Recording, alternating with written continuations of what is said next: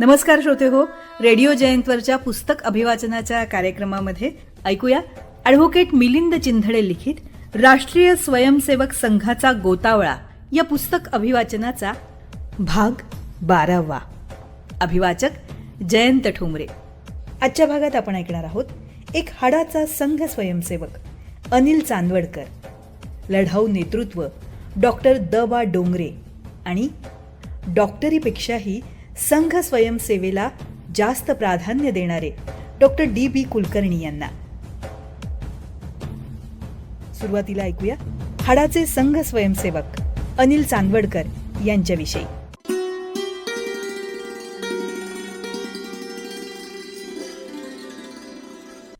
अनिल रावांना त्यांच्या ज्योतिषाच्या कामाकरता जीवनगौरव पुरस्कार मिळाला ही बातमी वाचली आणि मनस्वी आनंद झाला. आज सगळीकडे पुरस्कारांचं पेव फुटलेलं असताना आणि कोणालाही कोणतेही पुरस्कार मिळतात ही गोष्ट घडत असताना अनिल रावांना मिळणाऱ्या पुरस्काराची बातमी मात्र आनंद देऊन गेली.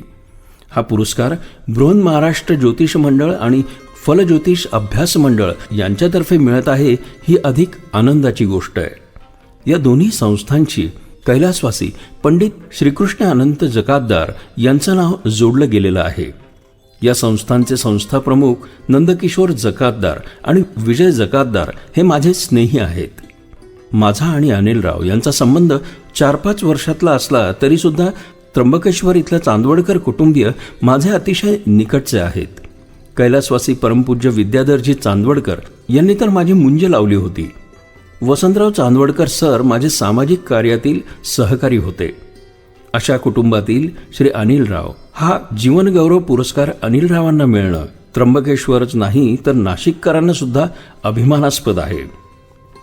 राष्ट्रीय स्वयंसेवक संघ जनकल्याण संस्थेच्या माध्यमातून उत्तमनगर भागामध्ये एक अभ्यासिका ते चालवतात. परमपूज्य गोळवलकर गुरुजींच्या 4 वेगवेगळ्या भावमुद्रा असलेले असे 3 सुंदर फोटो मी करून घेतले होते. त्यातील एक रक्तपेढीला, दुसरा सेंट्रल हिंदू मिलिटरी स्कूलला दिला आणि एक फोटो माझ्याकडे शिल्लक होता. अनिलराव उत्तमनगर अभ्यासिकेचे काम पाहायचे म्हणून त्यांना फोन केला. अनिलराव आले आणि त्यांना ती तस्वीर दिली. तेव्हापासून त्यांचा आणि माझा संबंध सुरू झाला. मी ज्योतिष परिषद महाराष्ट्र या संस्थेचा गेली जवळजवळ 25 वर्षे आजीव सदस्य आहे. अनिलरावांनी या संस्थेचं काम हाती घेतलं आणि ते मनापासून करतायत. आज ते या संस्थेचे अध्यक्ष आहेत. मी ज्योतिष नभातील तारे हे पुस्तक लिहिलं. या पुस्तकाला फार कमी अवधीमध्ये प्रस्तावना पाहिजे होती. अनिलराव महाराष्ट्र ज्योतिष परिषदेचे अध्यक्ष आणि नाशिकला ज्योतिष संस्था चालवत असल्यामुळे त्यांना मी विनंती केली. त्यांनी पुस्तकाला अतिशय समर्पक आणि अभ्यासपूर्ण अशी प्रस्तावना लिहून दिली. साहित्य संमेलनात पुस्तक प्रकाशित झालं. एवढंच नाही तर 25 डिसेंबर 2021ला शंकराचार्य संकुलामध्ये महाराष्ट्र ज्योतिष परिषदेचा पदवीदान समारंभ झाला. त्यामध्ये त्यांनी माझा यथोचित सत्कारही केला. अनिलराव हे राष्ट्रीय स्वयंसेवक संघाचे हाडाचे स्वयंसेवक आहेत. त्यांचे मनमाडचे संबंध समजल्यानंतर तर मला अधिकच ते जवळचे वाटायला लागले, कारण माझे 10वीपर्यंतचं शिक्षण मनमाडला झालं. 3 जुलै 2022ला मनमाडला माझ्या मध्य रेल्वे माध्यमिक विद्यालय शाळेत त्यावर्षी कार्यक्रमाला मला आणि श्री विनायकराव गोविलकर यांना पाहुणा म्हणून बोलवलं होतं आणि आम्हाला दोघांना नेण्याची जबाबदारी शाळेनं चांदवडकरांवर सोपवली होती. ती त्यांनी अतिशय नेकीने पार पाडली. तो प्रवास गप्पांमध्ये अतिशय आनंददायी झाला. भारतीय इतिहास संकलन समितीनं शबरीधाम महात्म्य या नावाची एक पुस्तिका प्रकाशित केली. त्याला अनिलरावांनी मदत केली. अनिलरावांनी मनमाडमध्ये देखील संघकार्य केलं. योगासन वर्ग आणि निसर्गोपचार केंद्र याचंही काम अनिलरावांनी केलं. धर्मजागरण समितीचे कामही ते करीत असतात. अनिलरावांनी त्यांच्या मुलाच्या लग्नाचा आहेर रोख रकमेत द्यावा, याचा विनियोग हिंदुत्ववादी संस्थांकरता केला जाईल असं नमूद केलं होतं आणि त्याप्रमाणे तसं केलंही. सध्या गंगापूर रोड येथील श्री बालाजी मंदिरामध्ये देखील ते जबाबदारीने काम करतात.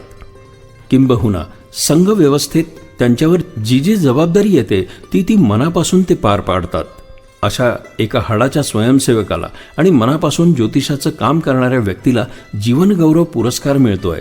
त्यामध्ये जीवनगौरव पुरस्काराचा सन्मान आहे असं मला वाटतं. एका स्वयंसेवकाच्या पत्नीची किती ओढाताण होते याची मला कल्पना आहे. त्यांच्या या सर्व कामांमध्ये सौ वहिनींचा सिंहाचा वाटा आहे.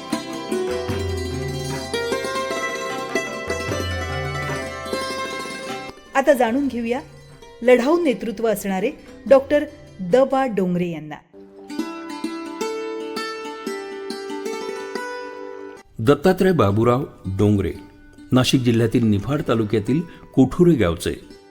1937 मध्ये त्यांचा शेतकरी कुटुंबात जन्म झाला. त्यांनी प्रतिकूल परिस्थितीत शिक्षण पूर्ण केलं. 1961 मध्ये नाशिकला व्यवसाय करता आले आणि पंचवटीत डॉक्टर जोशी यांच्याकडे सहाय्यक म्हणून 4 वर्ष काम केलं. 1965 मध्ये स्वतःचा वैद्यकीय व्यवसाय सुरू केला. लहानपणापासून राष्ट्रीय स्वयंसेवक संघाचे ते स्वयंसेवक होते. त्यामुळे संघाचे संस्कार डॉक्टरांवर रुजले होते. अन्यायाविरुद्ध उभे राहणं हे त्यांचं वैशिष्ट्य होतं.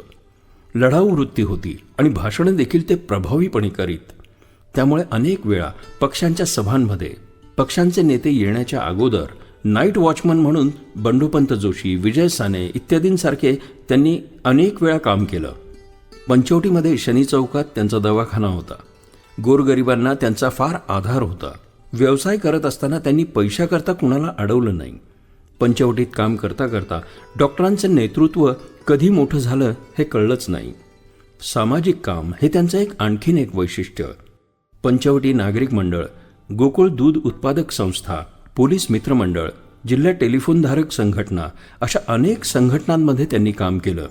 ते त्यातले काही संस्थांचे संस्थापक आणि आधारस्तंभ होते. नाशिक नगरपालिकेत ते निवडून आले आणि त्यांनी 7 वर्ष नगरसेवक म्हणून काम केलं. आदर्श नगरसेवक म्हणून त्यांची आठवण आजही निघते. राजकीय कार्यकर्त्याला सेवाभावी काम करणं आवश्यक असतं आणि तसं त्यांनी केलंही.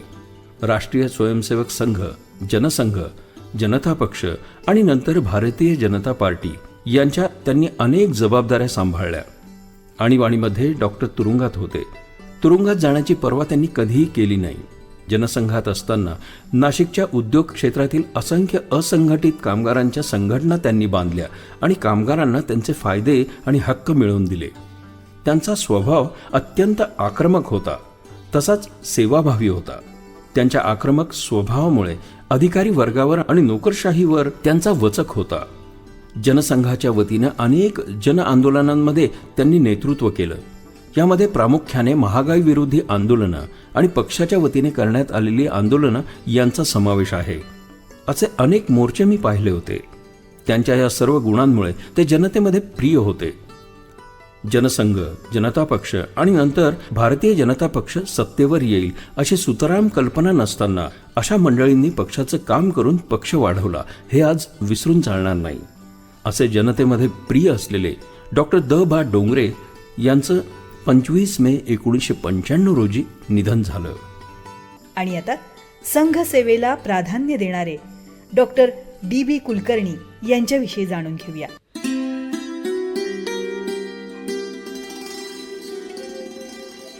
डॉक्टर कुलकर्णी यांचा जन्म अकोला जिल्ह्यातल्या अकोट तालुक्यातल्या उमरा गाव या छोट्याशा खेड्यात झाला. सुरुवातीला त्यांनी संघ कामाला वाहून घेतलं. ते जसे संघाचे स्वयंसेवक होते तसे संत गाडगे महाराजांचे अनुयायी होते. अकोला जिल्हा सोडून नाशिक येथे व्यवसाय करता ते आले. नानासाहेब गर्गे, श्री दादासाहेब रत्नपारखी, राजाभाऊ गायधनी अशा मंडळींच्या संपर्कात ते आल्यानं पुढे त्यांच्यावर तालुका कार्यवाह म्हणून जबाबदारी आली. दादासाहेब वडनगरे यांच्यामुळे त्यांना जनसंघाचे नाशिक नगरपालिकेचे तिकीट मिळाले आणि ते ज्या भागात राहत होते त्या भागातून मोठ्या मताधिक्याने ते निवडून आले. नगरसेवक म्हणून त्यांनी उत्तम काम केलं. 1975 साली आणीबाणी जाहीर झाल्यानंतर त्यांनाही तुरुंगवास भोगावा लागला. तुरुंगात त्यांनी मूर्तिकला शिक्षणाचं, चित्रकलेचे अभ्यासवर्ग घेतले. निवडून आल्यानंतर वॉर्डामध्ये स्वच्छतेचे अभियान जोरात चालवलं. संत गाडगेबाबा महाराजांचे अनुयायी असल्यामुळे वेळप्रसंगी हातात झाडू घेतला. स्वतःच्या वागण्यातून समाज परिवर्तन घडवण्याचा प्रयत्न केला हे महत्त्वाचं आहे. डॉक्टर कुलकर्णी उत्तम कवी, चांगले लेखक होते. याशिवाय उत्तम मूर्तिकार म्हणून देखील त्यांनी काम केलं. स्वतः चांगले होमिओपॅथ तज्ज्ञ होते. गायकवाड क्लासच्या बाजूला सुरुवातीला ते राहायचे. तिथे त्यांच्याकडे श्री मामासाहेब जोगळेकर यांच्याबरोबर गेल्याचं मला आठवतं. नंतर ते उपनगरला राहायला गेले. स्वतः त्यावेळी कुटुंबात एकटेच कमावते होते आणि आणीबाणीत तुरुंगात जावं लागल्यानं सगळी आर्थिक घडी विस्कटली होती. त्यांचा मुलगा अंबादास कुलकर्णी हा डॉक्टर असून संघ आणि भारतीय जनता पक्षाचं तो काम करत होता. वैद्यकीय सेवा देण्याचं काम डीबी अगदी मनापासून करायचे. ज्यांनी सुरुवातीच्या काळात नाशिकमध्ये संघ आणि जनसंघ वाढवला त्यामध्ये डॉक्टर कुलकर्णी यांचं नाव आपल्याला अग्रक्रमानं घ्यावं लागेल. कैलासवासी मामासाहेब जोगळेकर यांच्यामुळे त्यांचा संबंध आला होता. त्यांचं व्यक्तिमत्व आजही आठवतं. अशा व्यक्तींमुळे आणि त्यांनी पाया घातला त्यामुळे नाशिकमध्ये भारतीय जनता पक्षाचं काम वाढलेलं दिसतंय. त्यांनी अशावेळी काम केलं की पक्ष सत्तेवर येण्याची सुतराम शक्यता नव्हती. अशा व्यक्तींचं स्मरण पक्षाने ठेवणं हे अत्यंत गरजेचं आहे.